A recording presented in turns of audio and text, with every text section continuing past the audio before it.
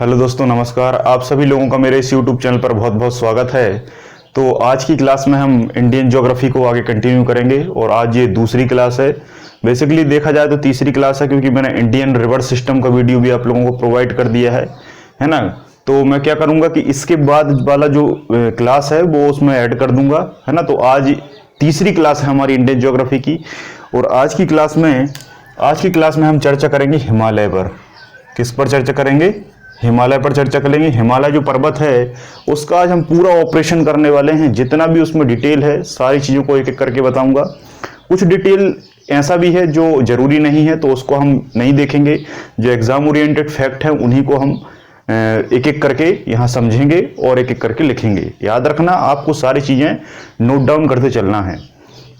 एक स्टूडेंट ने कमेंट किया था कि सर हमें आप विश्व की नदियां भी पढ़ा दीजिए, है ना। भारत की पढ़ाई है तो उसके साथ साथ विश्व की भी पढ़ा दीजिए। तो अभी तो पॉसिबल नहीं है, लेकिन ये कमेंट मुझे याद रहेगा और अगले लेक्चर में जब भी मुझे टाइम मिलेगा तो मैं सारी जानकारी जो है वर्ल्ड लेवल की वो आपको पढ़ाऊंगा। देखो, वर्ल्ड लेवल की नदियां जो है वो मैं अलग से नहीं पढ़ा सकता। जब मैं वर्ल्ड जीके को पढ़ाऊंगा तो उसमें मैं एक एक महाद्वीप को उठाऊंगा, एक एक कॉन्टिनेंट को उठाऊंगा, और सारी जितनी भी कॉन्टिनेंट की जानकारी है, महाद्वीप की जानकारी है, उसको पूरा पढ़ाना पड़ेगा, है ना। उसमें नदियां भी आ जाएंगी। तो अलग से नदियां नहीं, बल्कि वर्ल्ड का पूरा जीके पढ़ाएंगे, उसमें उनको पढ़ा दिया जाएगा। ठीक है। तो आज का हमारा जो टॉपिक है भारत इंडियन ज्योग्राफी में, वो है हिमालय। हिमालय पर्वत के बारे में मैं आपको बताना चाहता हूं कि जो हिमालय का हमारे यहाँ भारत में स्थान है वो कुछ इस तरीके से है। यहां से फैला हुआ है इस तरीके से, और ये इसकी लोकेशन है। ठीक है, ये लोकेशन है, ये है ना। यहां भी है भारत में, अभी थोड़ा आगे भी है, पीछे भी है, थोड़ा सा उस तरफ भी गया है, कहीं यहां भी गया है। अलग अलग क्षेत्रों में अलग अलग ऊंचाई है। तो इस तरीके से इस वाले क्षेत्र में यहां पर हिमालय पर्वत फैला हुआ है। अब सबसे पहले बात करते हैं पर्वत की, कि पर्वत क्या होता है। तो पर्वत को अलग अलग वैज्ञानिकों ने अलग अलग परिभाषा के आधार पर समझाया है। किसी ने किसी सिद्धांत के आधार पर समझाया है, किसी ने किसी थ्योरी के आधार पर समझाया है। तो हम यहाँ पर सारी थ्योरी को देख लेते हैं, है ना। सबसे जो महत्वपूर्ण थ्योरी है वो है प्लेट विवर्तनी थ्योरी, या इसको इंग्लिश में कहते हैं प्लेट टेक्टोनिक थ्योरी या प्लेट विवर्तनी सिद्धांत। तो प्लेट टेक्टोनिक थ्योरी क्या कहती है? प्लेट टेक्टोनिक थ्योरी कहती है कि जो हिमालय है उसमें जो उसका मलबा है वो प्लेट दर प्लेट एक निश्चित लेयर में जमता गया और एक पर्वत के रूप में कन्वर्ट हो गया, है ना। और ये बात किसने बताई? ये बताई हैरी हेस ने। किसने बताई? हैरी हेस ने। एक वैज्ञानिक थे जिनका नाम था हैरी हेस। तो हैरी हेस, कभी आपसे पूछा जाए कि प्लेट विवर्तनी सिद्धांत या प्लेट टेक्टोनिक थ्योरी किसके द्वारा दी गई है, तो हैरी हेस के द्वारा। अब इसमें गलती क्या होती है? गलती ये होती है कि इस प्लेट विवर्तनी थ्योरी के शब्द को किसने दिया। यह शब्द जब पूछ ले तब आंसर बदल जाएगा। शब्द जब आपसे पूछे तब आंसर सही होगा विल्सन, है ना। तो विल्सन भाई साहब जो थे उनने प्लेट विवर्तनी शब्द दिया। लेकिन अगर आपसे पूछे कि इसी थ्योरी की आगे व्याख्या किसने की, इसको एक्सप्लेनेशन किसने किया, इसका जो और डिटेल्ड एक्सप्लेनेशन है वो किसने किया, तो याद रखना WJ मॉर्गन भाई साहब ने। किसने? WJ Morgan. तो अब देखो, यहां पर अभी तक आपने केवल एक चीज पढ़ी होगी, है ना, और मेरे ख्याल से तो वो भी नहीं पढ़ा होगा। लेकिन यहां पर मैंने आपको पूरी जानकारी दे दी। शब्द टोटल पूछे आपसे कि प्लेट टेक्टोनिक थ्योरी किसने दी, हैरी हेस। शब्द किसने दिया, विल्सन। आगे एक्सप्लेनेशन व्याख्या किसने की, WJ मॉर्गन के द्वारा की गई। ठीक है। तो ये आगे की चीजें आपको याद रखना है ना। ये दो जो है ये सब नोट करते चलना है आपको ये सारी चीजें नोट करते चलना है। मैं बस यहां पर लिखता चलूंगा। भूसंतति सिद्धांत की बात करें तो ये कोवर के द्वारा दिया गया, है ना। कोवर वैज्ञानिक थे, उन्होंने बताया था कि भूमि में अलग अलग प्रकार से कंपन हुआ और उसके आधार पर ये हिमालय लगातार बनता गया, है ना। अगला है तापीय संकुचन। तापीय जो संकुचन है, इसमें बताया कि जो ताप है वो लगातार संकुचित होता गया और हिमालय बन गया। ये किसने बताया? जेफरीज भाई साहब ने। जेफरीज। आपको क्या करना है, आपको बस ये वैज्ञानिक के नाम याद रखने हैं, यही एग्जाम में पूछा जाता है। ठीक है। मेन साइंस में जब आप सिविल बिल की तैयारी करेंगे तब पूछा जाएगा कि भाई प्लेट विवर्तनी सिद्धांत को डिटेल से समझाइए, है ना। तो वो सिविल लेवल के लिए है, जब उसकी क्लास हम लेंगे कभी मेंस सेंस की। सिविल में भी ये प्री में तो यही आएगा, प्री में तो यही आएगा, बस ये मेंस के लिए हो जाता है। तो ताप में जब संकुचन हुआ तो साथ साथ में इसका मलबा भी संकुचित हो गया और एक बड़ा रूप ले लिया, ये जेफरीज भाई साहब ने बताया। महाद्वीपीय विस्थापन की बात करें तो ये वैगनर भाई साहब ने बताया। किसने बताया? वैगनर भाई साहब, है ना। वैगनर गाड़ी आती है 4 व्हीलर, उससे याद रख सकते हो कि भाई महाद्वीपीय विस्थापन है। तो जैसे मान लो आपको घर से कहीं दूसरी जगह जाना है, जैसे मान लो घर से आपको कॉलेज जाना है, हॉस्पिटल जाना है, तो आपका क्या हो जाएगा? आपका विस्थापन हो जाएगा, है ना। और आप काय से विस्थापित हुए? वैगनर गाड़ी से, है ना। तो वैगनर महाद्वीपीय विस्थापन सिद्धांत वैगनर के द्वारा दिया गया, ठीक है। और अगर महाद्वीपीय फिसलन की बात करें, महाद्वीपीय फिसलन की बात करें तो ये हेली भाई साहब ने दिया गया। किसने दिया गया? हेली भाई साहब ने। या कहीं कहीं डेली भी लिखा रहता है ना, हेली भी लिखा रहता है, डेली भी लिखा रहता है और जॉली भी लिखा रहता है ना। तो एग्जाम में कुछ भी आ जाए आपको घबराना नहीं है, याद रखना ये विस्थापन है, ये फिसलन है। विस्थापन में क्या बताया कि महाद्वीप जो हैं इनकी अलग अलग प्लेटें थी, अभी आगे मैं एक्सप्लेन करूंगा। अलग अलग प्लेटें थी, तो एक टुकड़े से दूसरी टुकड़े से प्लेट टूटकर एक दूसरे की ओर विस्थापित हुई। जैसे हम बात करें तो ये भारत वाला जो हिस्सा है ये यूरेशियन प्लेट और गोंडवाना लैंड का हिस्सा था, जो कहीं से टूट कर आया और लगातार क्या है? विस्थापित होता जा रहा है। तो ये बताया किसने? वैगनर भाई साहब ने। किसी ने बताया कि ये जो महाद्वीप है इनकी जो प्लेटें हैं, जो परत हैं, जो लेयर हैं, वो एक दूसरे पर फिसली हैं, एक दूसरे पर क्या हुई हैं? फिसली हैं, और फिसलने के बाद इसका निर्माण हुआ है। तो ये डेली भाई साहब ने बताया, ठीक है। रेडियो सक्रियता, है ना, रेडियो एक्टिविटी के आधार पर या रेडियो एक्टिविटी थ्योरी के आधार पर जेफरीज नहीं, जॉली, है ना, जॉली भाई साहब ने इसकी क्या है? व्याख्या की है रेडियो एक्टिविटी थ्योरी के आधार पर, है ना, कि भाई भूमि में या धरातल में या भूमि के अंदर या क्रस्ट के अंदर भूपर्पटी के नीचे रेडियो तरंगें या रेडियो एक्टिविटी की काफी अधिकता रही और उस रेडियो एक्टिविटी के आधार पर हिमालय बना, है ना। ऐसी बहुत सारी बातें। देखो एक चीज याद रखना, ये पर्वत निर्माण की थ्योरी है, केवल हिमालय पर्वत की बात नहीं कर रहा मैं। संसार में कोई भी पर्वत हो, चाहे हिमालय पर्वत हो, चाहे वो अपलेशियन पर्वत हो, चाहे वो यूराल पर्वत हो, चाहे वो वासजेस पर्वत हो, चाहे वो एंडीज पर्वतमाला हो, चाहे वो माउंट मैकल्ले हो, चाहे एंडीज हो, चाहे वो ग्रेट डिवाइडिंग रेंज पर्वतमाला हो, है ना, कोई सी भी पर्वतमाला हो, हर पर्वत के लिए ये थ्योरीज फॉलो करती हैं, ठीक है। और जो थ्योरी आपसे पूछे वो वैज्ञानिक आपको लगाना है। क्लियर है? तो अंतिम हमारा बचा कौन सा? संवहन तरंग सिद्धांत। तो संवहन तरंग सिद्धांत ये दिया किसने? होम्स भाई साहब ने, है ना। संवहन तरंग सिद्धांत कन्वेक्शन वेव्स थ्योरी जो है वो किसने दी? होम्स ने दी, ठीक है। तो ये सारी थ्योरी के आधार पर क्या है? पर्वतों का निर्माण होता है, ठीक है। नोट कर लिया होगा, स्क्रीनशॉट लेकर आप इसको नोट्स बना लेंगे। तो इन सभी थ्योरी में जो सर्वाधिक मत है या जो सर्वाधिक कहना चाहिए मान्यता है वो प्लेट विवर्तनी को मिली, है ना। प्लेट विवर्तनी को ज्यादा माना जाता है कि भाई प्लेट दर प्लेट क्या है, हमारा भारत पे हिमालय बनता गया। कैसे बनता गया वो मैं आपको समझाने की कोशिश करता हूं। ये वाला जो हिस्सा है इसको कहा जाता था गोंडवाना लैंड। क्या कहा जाता था? गोंडवाना लैंड।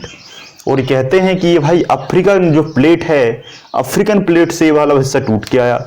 अगर आप वर्ल्ड के मैप को ध्यान से देखेंगे तो ये वाला जो हिस्सा है, इस वाले हिस्से को अगर आप अफ्रीका महाद्वीप में फिट करने की कोशिश करेंगे तो ये बिल्कुल पूरा फिट हो जाएगा। ये वाला हिस्सा अगर आप अफ्रीका महाद्वीप में ले जाएंगे तो ये गोंडवाना लैंड पूरा हिस्सा हो जाएगा। तो कहते हैं ये वहां से टूट कर आया है और ये प्लेटें लगातार क्या है? गतिमान है ना। और इसके ऊपर वाला जो हिस्सा है ये एशियन प्लेट का हिस्सा था या यूरेशियन प्लेट का हिस्सा था, ठीक है। और इसके बीच में क्या है? एक सागर हुआ करता था। इसके बीच में क्या है? ये सागर हुआ करता था। हेडिंग डाल लेंगे आप क्या? हिमालय की उत्पत्ति है ना, या ओरिजिन ऑफ हिमालय, हिमालय की उत्पत्ति, कि भाई हिमालय उत्पत्ति कैसे हुई उसको मैं समझा रहा हूं।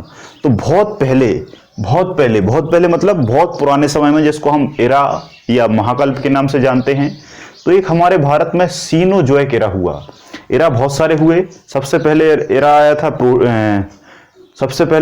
आया था प्रोटीरोजोइक, पैलियोजोइक, सबसे पहले जो एरा था वो था आर्कियोजोइक। आर्कियोजोइक में कहते हैं संसार में सबसे पहले जीवन की उत्पत्ति हुई, ऐसा बायोलॉजी ने कहा है। बायोलॉजी विषय ने कहा कि आर्कियोजोइक में सबसे पहले पानी में जीवन की उत्पत्ति हुई। तो आर्कियोजोइक के बाद पैलियोजोइक, प्रोटीरोजोइक, मीसोजोइक और सीनोजोइक, ये 5 महाकल्प हैं। जैसे हमारा पूरा साल 12 महीनों में बटा होता है, वैसे ही पूरा जो बायोलॉजी का समय है वो इन 5 भागों में बटा है। तो सीनोजोइक काल में, किस काल में? सीनोजोइक काल में। कभी आपसे पूछा जाए कि हिमालय की उत्पत्ति किस काल में हुई, तो सीनोजोइक, है ना, सीनोजोइक एरा में हिमालय की उत्पत्ति हुई। और हिमालय कैसे उत्पत्ति हुई वो मैं आपको समझाता हूं। बहुत पहले गोंडवाना हिस्सा अफ्रीका से टूट के आया, यहां यूरेशियन प्लेट थी, इसके बीच एक सागर भरा हुआ था। इस सागर का नाम एग्जाम में पूछा जाता है टेथिस सागर, तेतिस सागर, कुछ भी लिखा जाए, है ना, ये 2 नाम बुकों में मिलता है, टेथिस सागर या तेतिस सागर। तो इस सागर का नाम क्या था? क्वेश्चन आता है कि हिमालय की उत्पत्ति किस सागर से हुई, तो टेथिस सागर या तेतिस सागर, है ना। ये सागर क्या है, इसके बीच में स्थित था। अब होता क्या था कि यहाँ की जो नदियां हैं, है ना, यहाँ की जो नदियां हैं वो लगातार वर्षा होती थी, और वर्षा के बाद इनका जो मलबा है वो मलबा बह बहकर इसमें आता जाता था, इसमें आता जाता था, इसमें आता जाता था, है ना। चाहे नदियां हो या नदियां नहीं है, तो कुछ छोटी छोटी पतली धाराएं हैं, झीलें हैं, जो भी पानी गिरता था वर्षा का वो सारा बहकर यहीं आता था, और पूरा इस प्लेट के क्षेत्र का जो मलबा है, मिट्टी है, वो इसमें आकर जमा होता जाता था। जमा हुआ और जमा होने के बाद इसमें नीचे क्या होने लगा, धरातल में इसके प्लेट बनना शुरू हो गया। 1 प्लेट बनी, 2 प्लेट बनी, 3 प्लेट बनी, 4 प्लेट बनी, 5 प्लेट बनी, 6, 7, 8, 9, 10, 11, 12, 13 और लाखों। और इस तरीके से प्लेट दर प्लेट, प्लेट दर प्लेट, लेयर धर लेयर, लेयर धर लेयर क्या बनता गया, मलबा जमता गया। और भाई किस चीज की उत्पत्ति हो गई आपके, हिमालय पर्वत की। बात समझ में आई तो कमेंट सेक्शन में अक्सर बोलिए। ये बिल्कुल मैं आपको बेसिक से समझा रहा हूं, है ना। तो इस तरीके से लगातार लेयर बनी, प्लेट टेक्टोनिक हुआ, और उसके आधार पर पूरा हिमालय पर्वत का क्या है, निर्माण हुआ। ठीक है, हिमालय पर्वत का निर्माण हुआ। अब ये तो थी कुछ बेसिक बातें कि भाई कैसे बना। अब बन गया तो आज के वर्तमान परिप्रेक्ष्य में, आज के वर्तमान समय में अगर हम बात करें तो हिमालय जो है वो कितने भागों में बटा है ना। अब हम बात करेंगे हिमालय के क्लासिफिकेशन की, कि भाई हिमालय में क्या क्या है, क्या क्या इसमें आता है, और कौन कौन से क्वेश्चन इससे पूछे जाते हैं। अभी तक कौन कौन से क्वेश्चन पूछेगा उन पर हम बात करते हैं।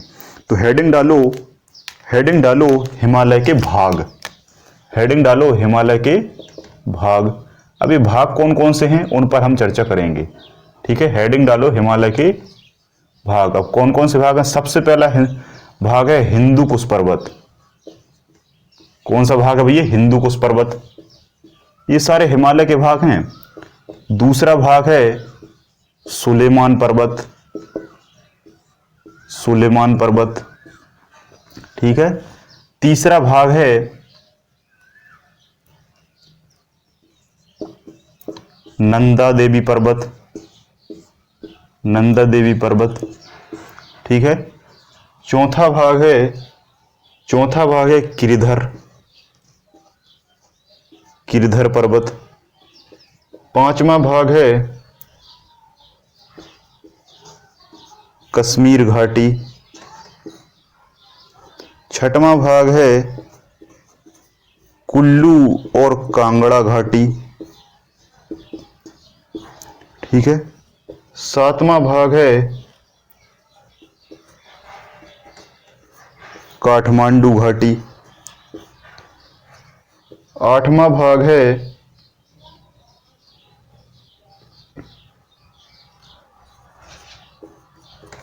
अराकान योमा भाग, अराकान योमा भाग। 9वां भाग है पटकाई बूम भाग, ठीक है, पटकाई बूम भाग। और 10वां भाग है, 10वां भाग में बहुत सारी चीजें आ जाएंगी। बा हिमालय जाएगा, ठीक है, उप हिमालय जाएगा, शिवालिक हिमालय जाएगा, है ना, लघु हिमालय जाएगा, है ना। ये कुछ क्या है, हिमालय के भाग हैं। हिमालय के क्या है, ये बहुत सारे भाग हैं, है ना। तो अभी देखो, अभी घबराना मत आप लोग, अभी घबराना मत। अभी मैं आपको एक एक करके सारे जो बेसिक क्लासिफिकेशन है ना, जो सामान्य तौर पर पुस्तकों में दिया होता है, वो वर्गीकरण में अभी पढ़ाने वाला हूँ। इसके बाद वो ही पढ़ाऊंगा, लेकिन ये क्या है, ये सामान्य भाग हैं जो उनमें कवर नहीं हो पाते। तो इसके बाद जो टॉपिक है, उस टॉपिक में मैं आपको 2 प्रकार से, अभी तक आपने केवल 1 प्रकार से वर्गीकरण पढ़ा होगा, मैं आपको 2 प्रकार से पढ़ाऊंगा, ठीक है। कुछ पुस्तकों में ये दिया रहता है, कुछ पुस्तकों में वो दिया रहता है, तो मैं यहाँ मर्ज करके सारा एडवांस लेवल में पढ़ाने की कोशिश करूंगा। तो ये कुछ क्या है, बेसिक भाग हैं। पहले ये भागों को आप लिस्टेड फॉर्म में लिखिए, है ना। लिस्ट में एक लाइन के नीचे एक लाइन, हिंदू कुश पर्वत पूछेगा कि हिंदू कुश पर्वत हिमालय का भाग कहां पर स्थित है, तो 99% लोग लगा देते हैं हिंदुस्तान। 99% क्या लगा देते हैं, हिंदुस्तान। लेकिन आप विश्वास नहीं करेंगे, ये वाला हिस्सा कहां है, अफगानिस्तान में।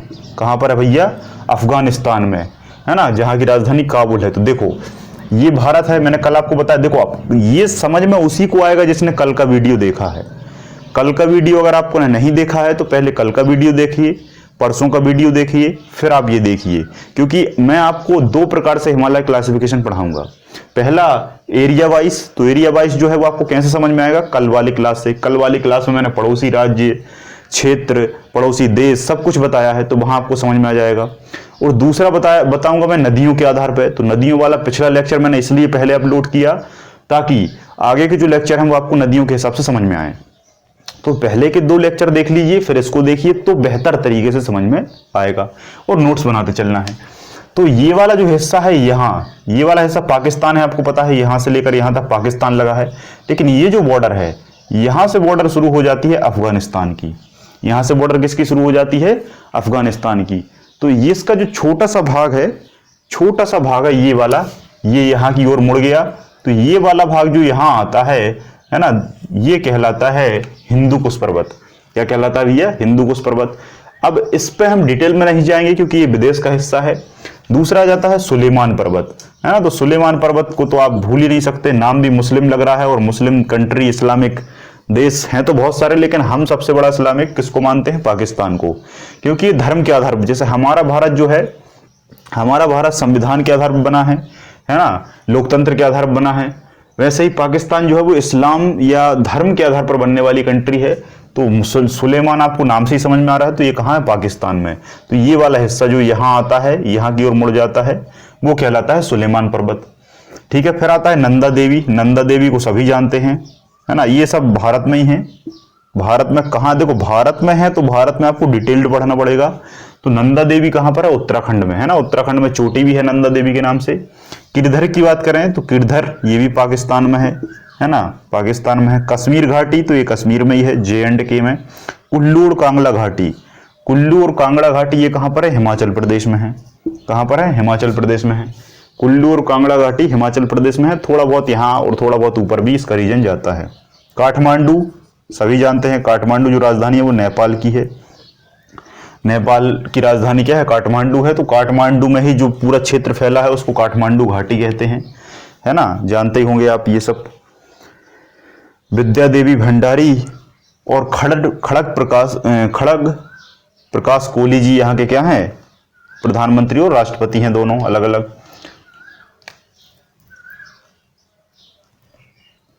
अराकान योमा की बात करें तो ये है कहां पर, म्यांमार।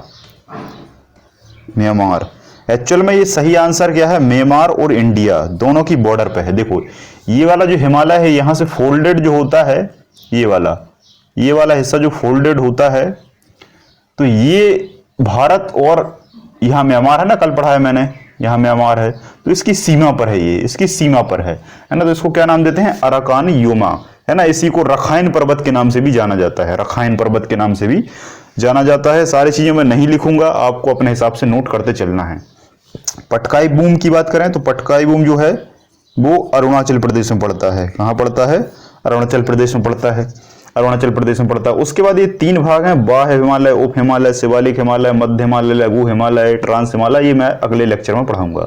हाँ, एक चीज और नोट कर लेना, एक चीज और नोट कर लेना, 3 छोटी छोटी पहाड़ियां हैं, 4 हैं, डफला, मिरी, अबोर और मिसमी।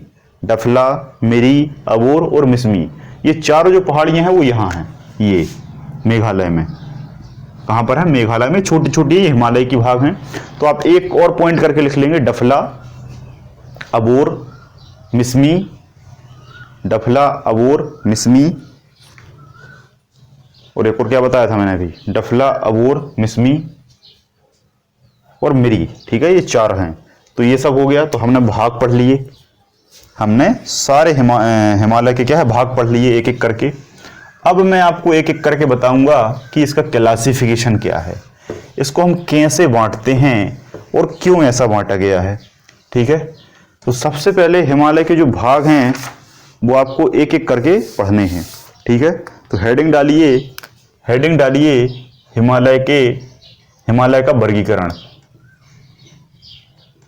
हिमालय का वर्गीकरण, classification of Himalaya, classification of Himalaya. तो सबसे पहले मैं आपको बताता हूं कि जो हिमालय है वो 4 भागों में बटा है। सबसे ऊपर है ट्रांस हिमालय ना, ट्रांस हिमालय, इसको परा हिमालय के नाम से भी जाना जाता है। दूसरा आता है तीसरा और चौथा सबसे नीचे है आपका शिवालिक हिमालय। कौन सा हिमालय भैया? शिवालिक हिमालय। शिवालिक हिमालय के जब ऊपर जाएंगे तो पड़ेगा लघु हिमालय, है ना। लघु हिमालय के बाद पड़ेगा महान हिमालय, महान हिमालय। कौन सा पड़ेगा? महान हिमालय। और इसी महान हिमालय को बृहद हिमालय भी कहते हैं, क्योंकि महान है तो महान मतलब बड़ा, है ना, महान मतलब बड़ा होता है। ठीक है, तो महान बड़ा होता है इसलिए इसको बृहद हिमालय भी कहा जाता है। और लघु मतलब छोटा और ये बीच में है इसलिए इसे मध्य हिमालय भी कहा जाता है। कई बार क्या है आपको नाम ऑप्शन में अलग अलग मिल सकते हैं, जैसे ये तीनों के नाम है, ये तीनों के 6 नाम हो गए, ट्रांस और परा, महान और बृहद, लघु और मध्य, लेकिन है एक ही चीज। तो बेसिकली ये 4 भागों में क्या है, 4 भागों में हिमालय को बांटा है। ठीक है, 4 भागों में क्या है हिमालय को बांटा है। तो जो सबसे नीचे, यहां मैं एक चीज बताने की कोशिश करता हूं, जो सबसे नीचे वाला भाग है ये, है ना, ये क्या है? शिवालिक। फिर पूछेगा आपसे कि दूसरा कौन सा है, तो लघु, या इसी को हम क्या कहेंगे? मध्य हिमालय कहेंगे, क्योंकि मध्य में है। फिर इसके बीच वाली जो श्रेणी है ये क्या कहलाएगी? बृहद हिमालय या महान हिमालय। और इसके बाद वाली जो श्रेणी है वो क्या कहलाएगी? ट्रांस हिमालय या परा हिमालय। ठीक है, तो ये 4 क्या है, 4 कैटेगरी में हिमालय बटा है। तो कभी आपसे पूछे कि सबसे नीचे कौन सा है, तो आप बता सकते हैं। सबसे नीचे से दूसरा कौन सा है, सबसे बड़ा कौन सा है, और सबसे ऊपर कौन सा है, तो ट्रांस हिमालय है ना, ट्रांस हिमालय, या हिंदी में इसको परा हिमालय भी कहा जाता है। तो ये 4 भाग हैं। इन 4 भागों को हम धीरे धीरे क्या है एलिब्रेट करने की कोशिश करते हैं, धीरे धीरे इनको डिटेल से पढ़ने की कोशिश करते हैं। ठीक है, तो ट्रांस हिमालय जो है, ये ट्रांस हिमालय ये आपके भारत के सबसे ऊपर है, और इसमें मुख्यतः तिब्बत, चीन और भारत का ऊपरी क्षेत्र शामिल है। इसमें भारत का ऊपरी क्षेत्र शामिल है, मोस्टली J&K, जम्मू कश्मीर। इसकी अगर हम श्रेणी की बात करें तो एक श्रेणी है इसकी लद्दाख श्रेणी भारत में, एक है जास्कर श्रेणी, लद्दाख जास्कर, और सबसे इंपॉर्टेंट है काराकोरम। सबसे इंपॉर्टेंट कौन सी है? काराकोरम श्रेणी। ठीक है, तो अब इनको हमने 4 भागों में इसी को अलग अलग ऐसे भागों में बांट दिया है ना। तो इसकी 3 मुख्यतः है, लद्दाख, जास्कर और काराकोरम। ये 3 इसकी क्या है? श्रेणी है। तो आपकी अगला पॉइंट पड़ेगा श्रेणी और डैश, लद्दाख, जास्कर और काराकोरम। इसी काराकोरम को शॉर्ट में, किसमें? शॉर्ट में K से दर्शाया जाता है ना, K से दर्शाया जाता है। और आपने एक चीज सुनी होगी K2, नाम सुना होगा आपने K2, है ना, K2 गार्डविनास्टेन। तो ये क्या है, चोटी है। अब इस काराकोरम पर बहुत सारी चोटियां हैं, है ना। अगर आप ना कभी गूगल करना, आप मैप में, गूगल में मैप में जाना और हिमालय पर जाकर जूम करके देखना, है ना, सैटेलाइट वाले मैप में, तो आप जूम करोगे तो वहां ऐसी छोटी छोटी ऐसी ऐसी ऐसी छोटी छोटी हिमालय पर बहुत सारी चोटियां मिलेंगी। तो ये सब कहाँ है, काराकोरम पर है। तो काराकोरम पर लगभग 36 चोटी हैं, है ना, जिनको K1 से लेकर K36 तक आइडेंटिफाई किया गया है। K1 से लेकर K1, K2, K3, K4, K5, K6, K7 और K36, 36 चोटियां लगभग काराकोरम पर्वत पर स्थित हैं। ठीक है, और इसी में से एक है बीच की K2, और ये K2 है, ये K2 का नाम क्या रख दिया है, गार्ड विनास्टेन। ठीक है, और ये भारत की सबसे ऊंची चोटी है, बिग नहीं, हाई। भारत की कैसी है, सबसे ऊंची चोटी है। बात क्लियर है। आप अभी सोचेंगे कि सर आपने माउंट एवरेस्ट नहीं बताया। माउंट एवरेस्ट अभी आएगा, अभी हम ऊपर से चल रहे हैं ना। तो अब आपसे कभी पूछा जाए कि भारत की जो सबसे ऊंची चोटी है वो किस भाग पर स्थित है, तब आप आंसर लगाएंगे ट्रांस हिमालय। तो आप क्या लगाएंगे भैया, ट्रांस हिमालय लगाएंगे। और ट्रांस हिमालय को ही परा हिमालय के नाम से जाना जाता है। ठीक है, अब देखो कितना बड़ा कंफ्यूजन है। ऊंचाई पर ये वाला भाग है, लेकिन विश्व की सबसे ऊंची चोटी माउंट एवरेस्ट इस पर स्थित है ना, इस पर स्थित है ना, इसी का नाम इसका महान है ना। तो बच्चे यहां गलती कर देते हैं। तो अभी हमने इस पे पढ़ा कि ट्रांस हिमालय का भाग है, उसका एक छोटा सा श्रेणी है काराकोरम। काराकोरम पर K1, K2, K36 ऐसी चोटियां हैं, जिसमें K2 नंबर की चोटी K2 गार्डविनास्टेन नाम रख दिया। और ये भारत की सबसे ऊंची चोटी है, जिसकी ऊंचाई है 8611 मीटर, किलोमीटर नहीं मीटर, है ना, 8611 मीटर, 8611 मीटर, है ना। कभी कभी आपसे पूछा जाएगा इसका नामकरण किसने किया या इसकी खोज किसने की, है ना। तो आप याद रखना थॉमस, है ना, ये बहुत कम मिलता है, थॉमस मोंटगोमरी। एक व्यक्ति थे जिन्होंने 1850 के आसपास थॉमस मोंटगोमरी नामक व्यक्ति ने इसका नामकरण किया था K2, और इसकी ऊंचाई है 8611, नाम है पूरा K2 गार्डविनास्टेन, काराकोरम श्रेणी और ट्रांस हिमालय पर ही अवस्थित है। बात क्लियर है। इतनी सारी जानकारी अगर आपको याद है तो आप कभी नहीं भूल पाएंगे। एक चीज और, इसी को पाकिस्तान में किस नाम से जाना जाता है।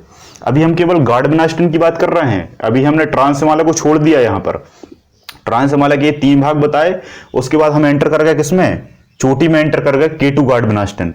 K2 गार्डविनास्टेन में अंतर में चल रहे हैं भारत की सबसे ऊंची 8611, हाई नाम किसने दिया, थॉमस मोंटगोमरी ने। नाम या खोज कुछ भी कहे कोई फर्क नहीं पड़ता। थॉमस मोंटगोमरी कब दिया, 1850। कहां पर है, नहीं, पाकिस्तान में इसको क्या कहा जाता है, पाकिस्तान में इसको कहा जाता है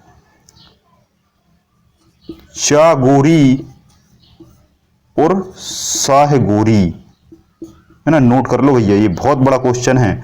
पाकिस्तान में K2 को क्या कहा जाता है, चौगोरी या साहगोरी के नाम से जाना जाता है।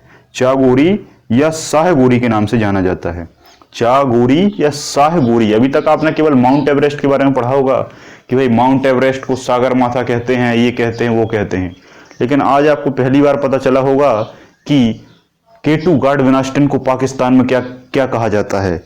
अब आप कहेंगे कि पाकिस्तान में क्यों कहते हैं, ऐसा क्यों है, तो मैं आपको बताता हूं। भारत ने जब पाकिस्तान पर आक्रमण किया, नहीं सॉरी, पाकिस्तान ने जब भारत पर आक्रमण किया तो इतना हिस्सा जो है ये किसके हिस्से में चला गया, पाकिस्तान के। और इसी कारण इसको हम कहने लगे POK, पाक ऑक्युपाई कश्मीर, ऐसा कश्मीर जिस पर पाकिस्तान ने अधिकार कर लिया है। और ये जो चोटी है वो आती है यहीं पर। ठीक है, ये थोड़ा सा मैनेज कर लेना, डायग्राम आयग्राम उतना अच्छा नहीं बना पाते, पेंटर नहीं है ना। तो ये यहां पर आपकी चोटी अवस्थित है।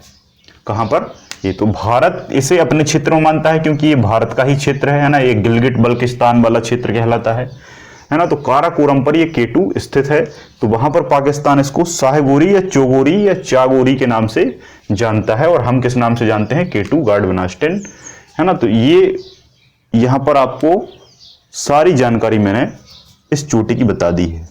अब मैं हल्के से इसको मिटाता हूँ। थॉमस मोंटगोमरी, है ना, नाम याद रखना, नाम काफ़ी इम्पोर्टेंट है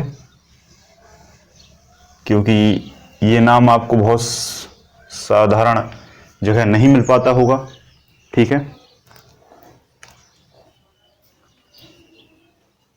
अब हम ग्लेशियर की बात करते हैं। ग्लेशियर कि भाई इस पर ग्लेशियर कौन कौन से हैं। ग्लेशियर को हिंदी में कहा जाता है हिमनद। कभी कभी हिमनद लिखा जाता है तो बच्चे लोग कंफ्यूज हो जाते हैं। तो इस पर सबसे पहला जो ग्लेशियर है वो है सियाचिन।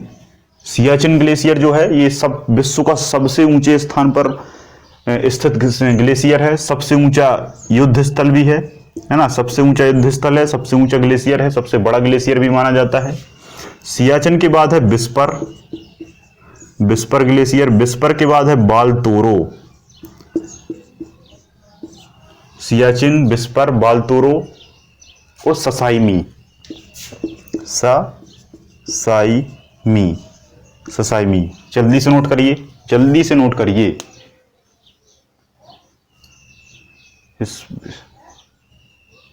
इस पर बियाफो, बालतोरो, सॉरी ससाइमी नहीं, ससाइमी नहीं लिखना है, गलती से लिख गया वो। सियाचिन, बिस्पर नहीं, हिस्पर है ये। सियाचिन, हिस्पर, बालतोरो और बियाफो। कौन सा है? बियाफो। ये 4 ग्लेशियर हैं और ये चारों ग्लेशियर कहां पर स्थित हैं? ट्रांस हिमालय पर। आपसे पूछे कि इनमें से कौन सा ट्रांस हिमालय पर है तो इनमें चारों में से कोई सा भी आ जाए तो ये कहां पर है? ट्रांस हिमालय पर स्थित है। ठीक है, ट्रांस हिमालय। तो ये चारों चीजें आपको समझ में आ गई होंगी। एक चीज और बता देता हूं कि ट्रांस हिमालय से कौन कौन सी नदियां निकलती हैं। तो यहां से निकलती है सिंधु नदी, है ना। अगर आप नदी भी लिखना चाहते हैं तो लिख लो सिंधु नदी। सिंधु नदी इसी ट्रांस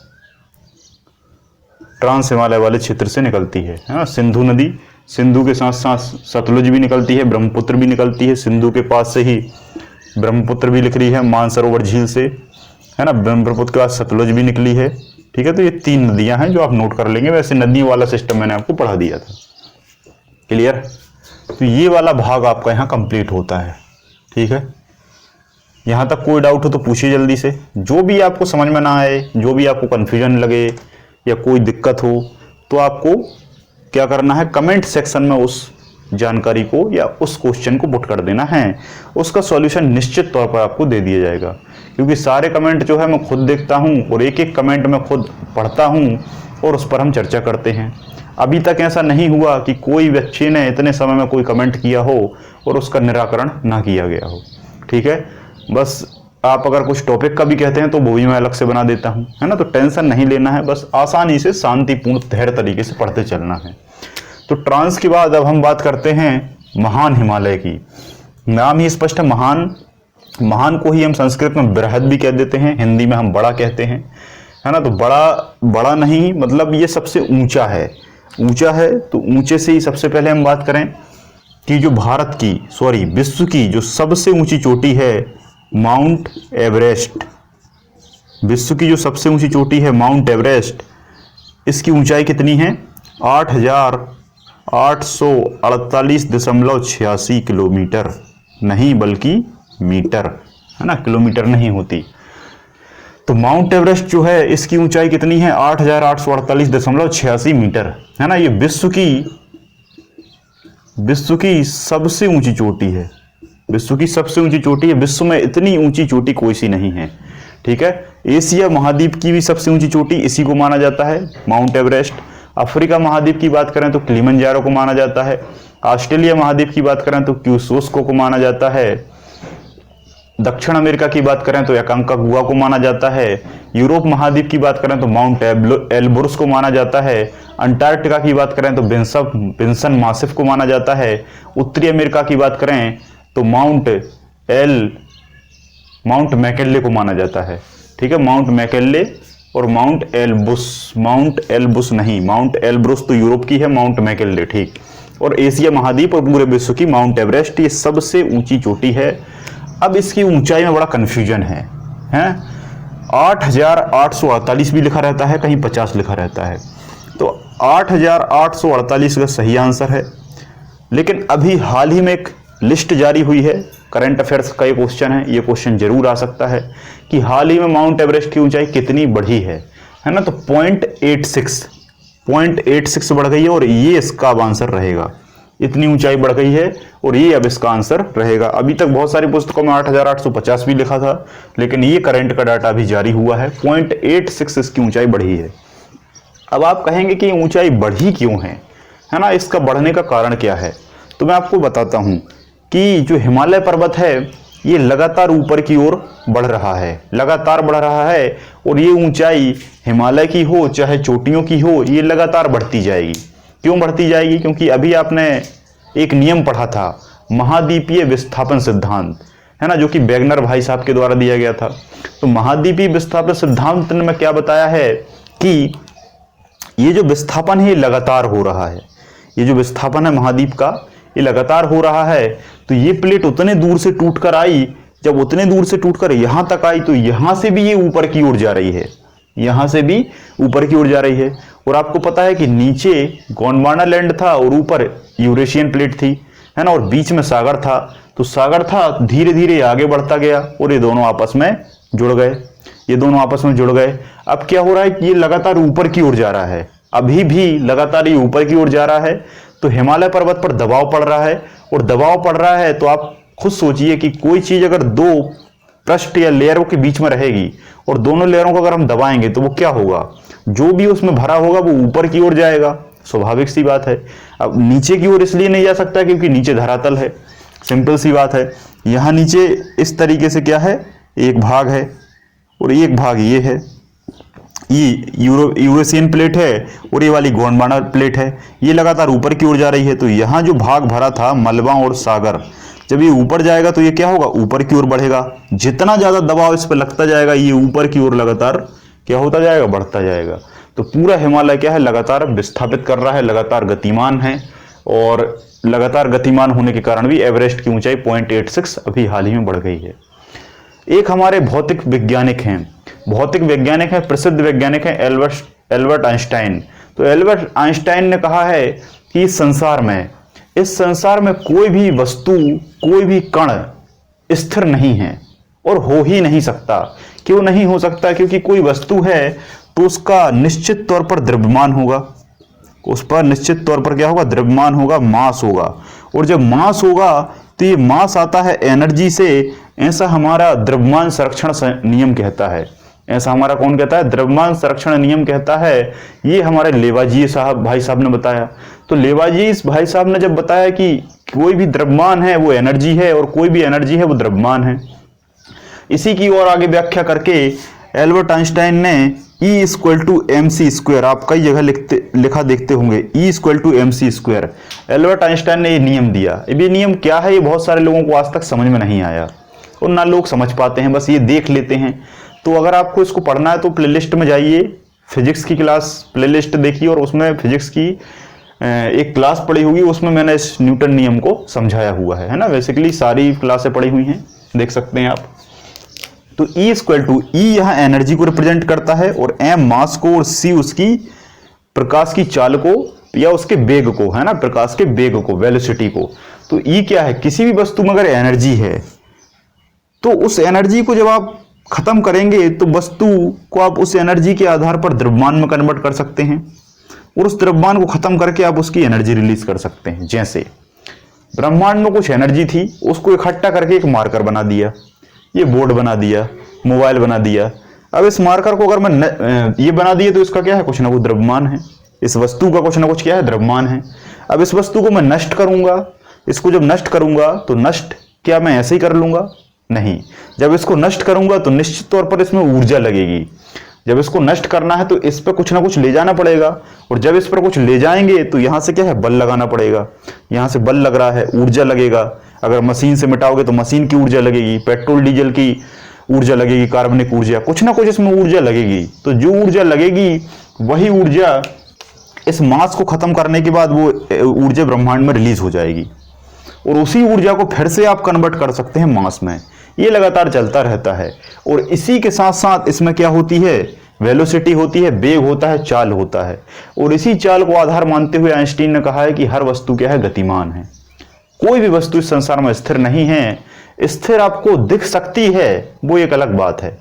स्थिर आपको, जैसे आप कहोगे कि भाई हमारा घर है, स्थिर है, ये दीवार है, स्थिर है, ये बोर्ड है, स्थिर है, ये स्थिर दिख सकता है, लेकिन एक्चुअल में है नहीं। क्यों नहीं है? क्योंकि जब कोई वस्तु गतिमान है और उसी वस्तु के स्पीड के साथ आप भी गतिमान हैं, तो वो दोनों गतियां कैंसिल हो जाती हैं। दोनों गतियां कैसे हो जाती हैं? कैंसिल। जैसे मान लो यहां एक व्यक्ति खड़ा है और आप यहां से कार से जा रहे हैं।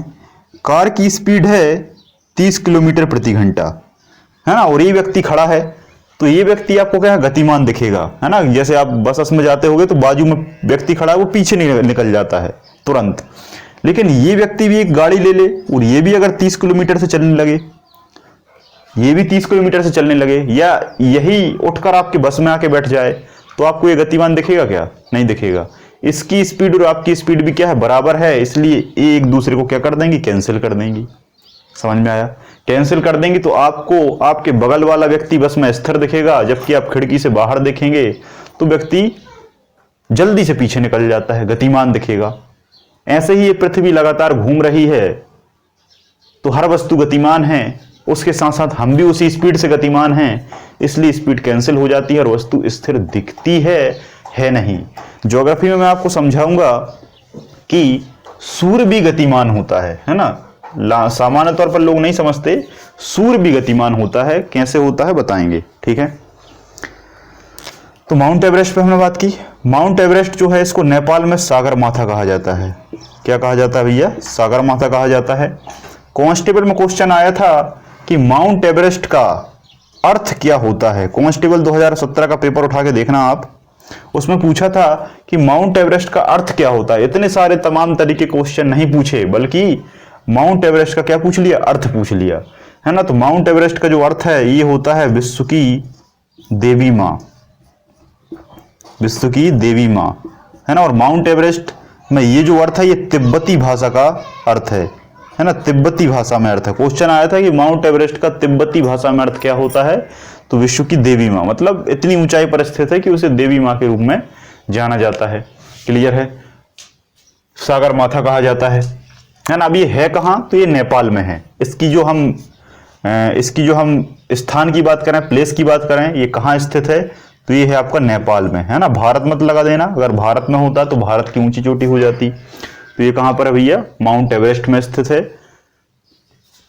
तो यहां तक हमने ये सारी चीजों को पढ़ लिया, माउंट एवरेस्ट का पूरा डिटेल से पढ़ लिया है। माउंट एवरेस्ट की बात करें तो माउंट एवरेस्ट के बाद एवरेस्ट हो गया। अब एवरेस्ट के बाद कुछ और महान हिमालय पर कुछ चीजें आती हैं। एवरेस्ट के बाद आता है कंचनजंगा। क्या आता है? कंचनजंगा। तो कंचनजंगा कहाँ है? कंचनजंगा की लोकेशन ये है, ये, ठीक है। कंचनजंगा को ऊंची चोटी हम इसलिए नहीं मानते क्योंकि ये आधी हमारे सिक्किम में है, मतलब भारत में है, और आधी नेपाल में है, ठीक है। इसलिए थोड़ा सा इस पर विवाद रहता है। मकालू पर्वत है,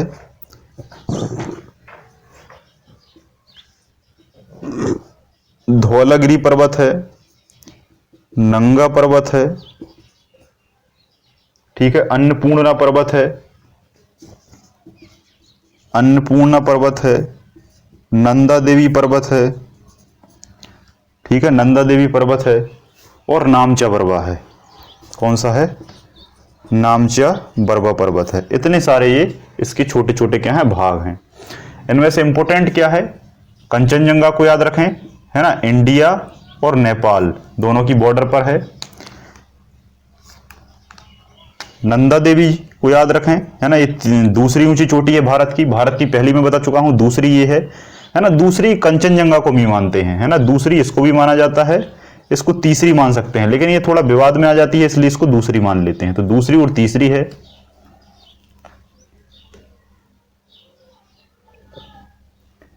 ठीक है।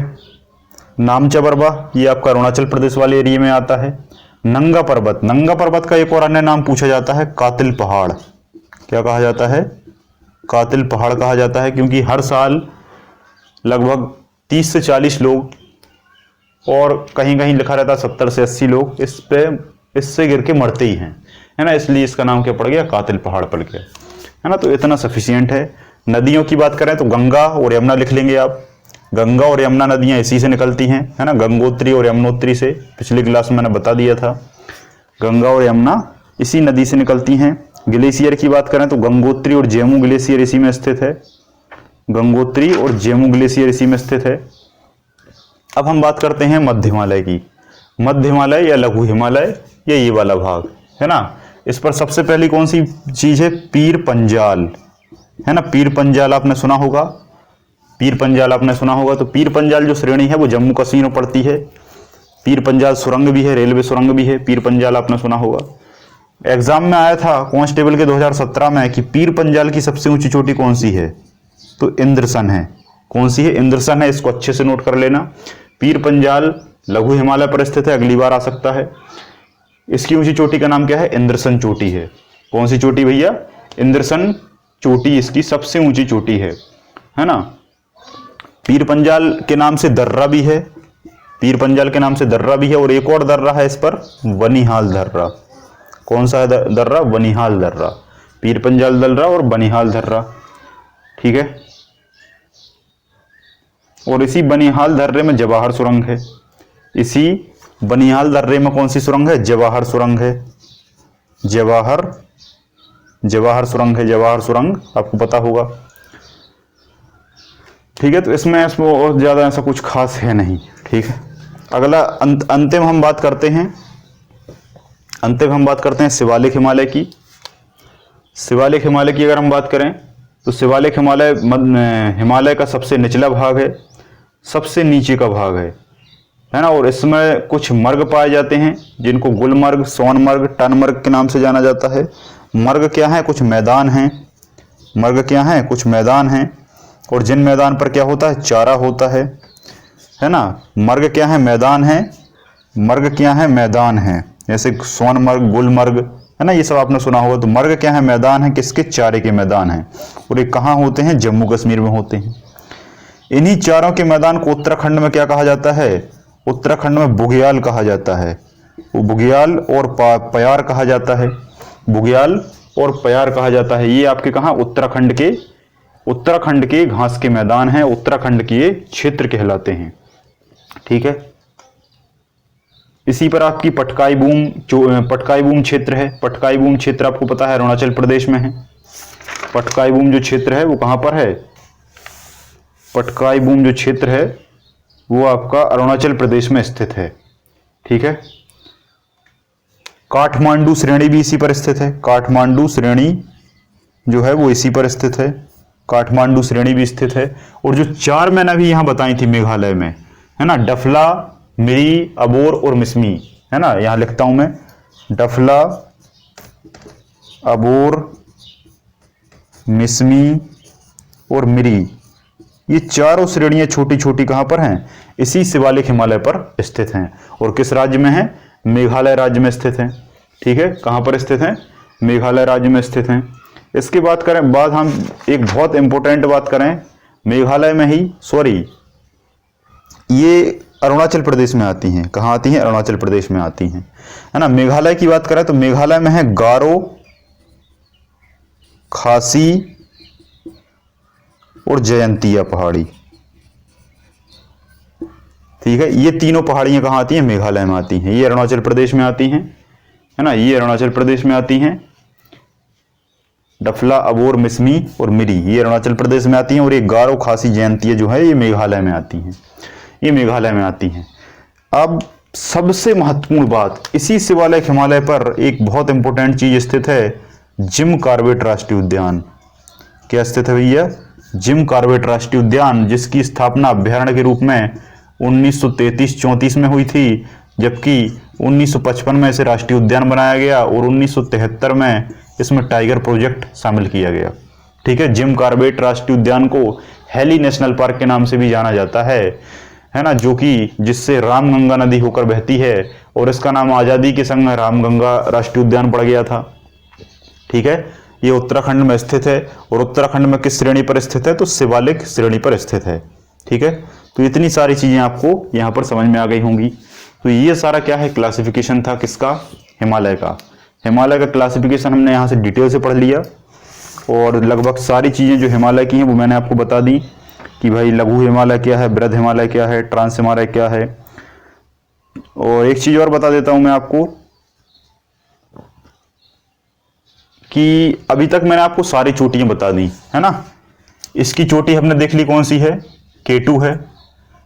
इसकी चोटी हमने बता दी एवरेस्ट है। इसकी चोटी बता दी हमने एंडरसन है ना, जो कि पीर पंजाल पर है। ठीक है, शिवालिक हिमालय की जो चोटी है, शिवालिक हिमालय की जो ऊंची चोटी है, इसका नाम है चगवंग।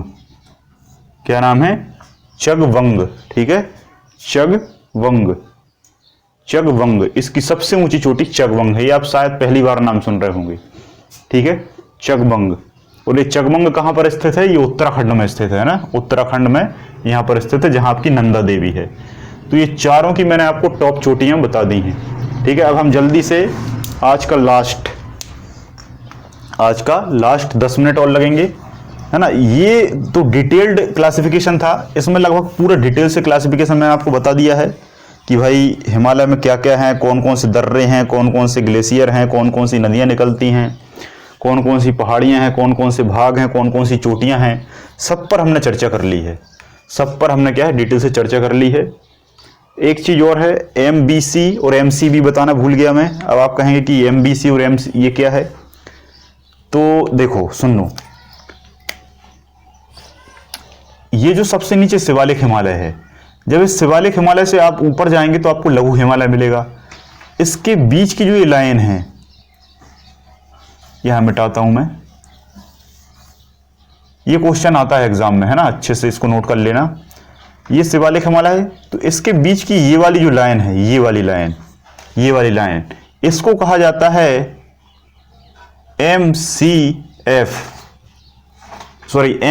कहा जाता है। क्या कहा जाता है, MBF का मतलब क्या है, मेन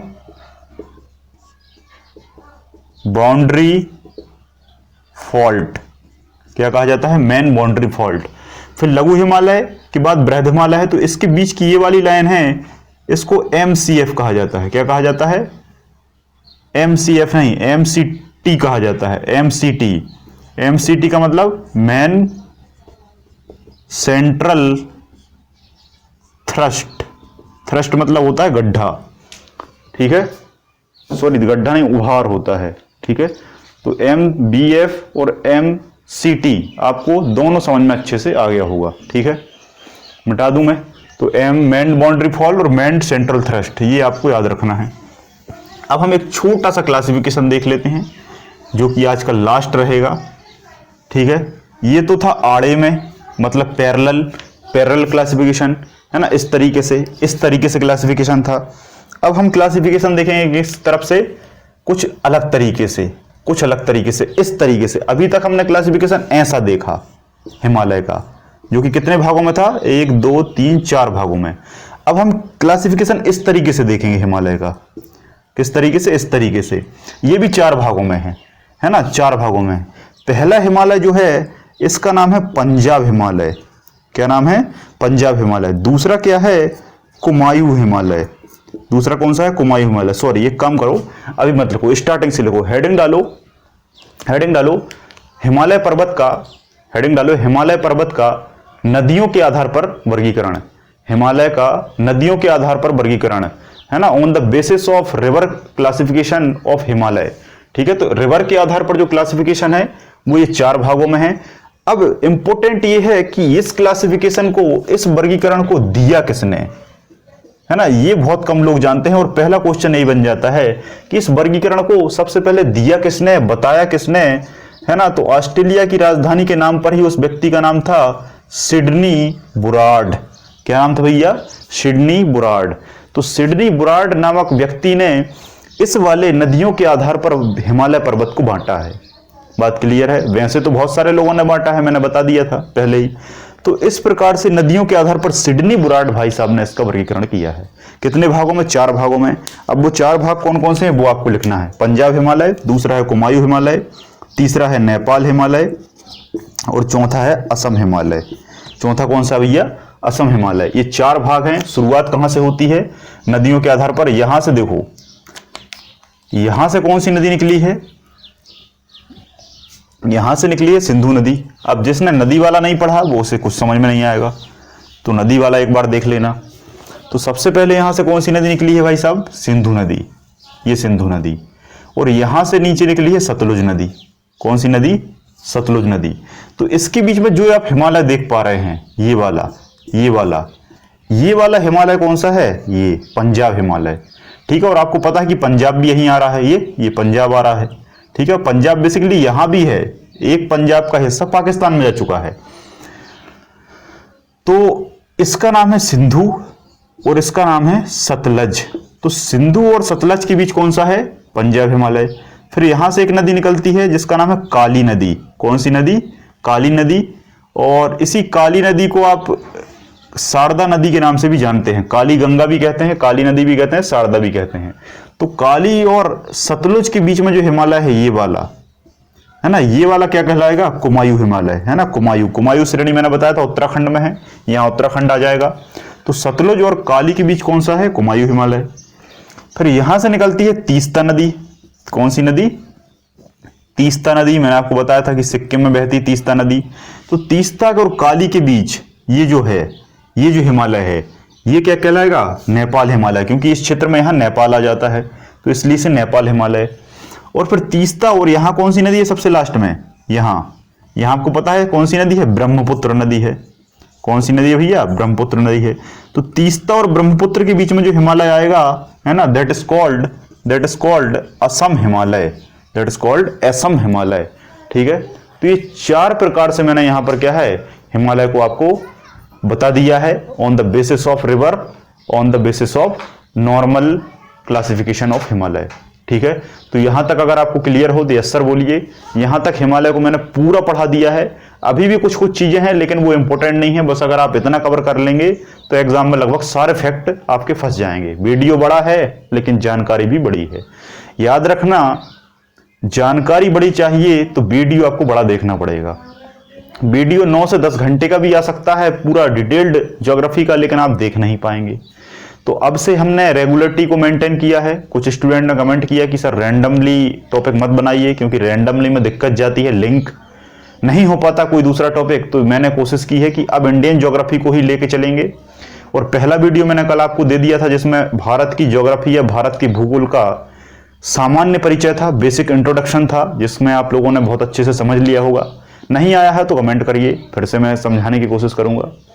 आज हमारा दूसरा था पर्वतों वाला कॉन्सेप्ट। यहाँ पर मैंने आपको पर्वत बता दिया, हिमालय पर्वत।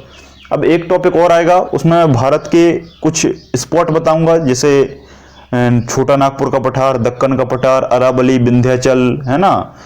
इसके बाद यहाँ पर आपका अरावली है, विंध्याचल है, छोटा नागपुर का पठार है, सतपुड़ा है, सतपुड़ा के बाद यहाँ राजपीपला है, महादेव पर्वत है ना। ये सब अपन चीजें अगले वीडियो में देख लेंगे। उसके बाद लगातार एक लेक्चर आपको मिलता रहेगा और उसमें धीरे धीरे इस लॉकडाउन के पीरियड में आपका ये टॉपिक पूरा कवर हो जाएगा। मैंने राज्यों के हिसाब से भी पढ़ाया है और ये भी पढ़ाया है, तो राज्यों के हिसाब से क्लास में पढ़ा दिया है। यहाँ हम टॉपिक वाइज चलेंगे और फिर अगर समय बचेगा तो मैं राज्यों को भी करवा दूंगा। ठीक, तो आप सभी लोगों का इस वीडियो को देखने के लिए बहुत बहुत धन्यवाद। जय हिंद, जय भारत।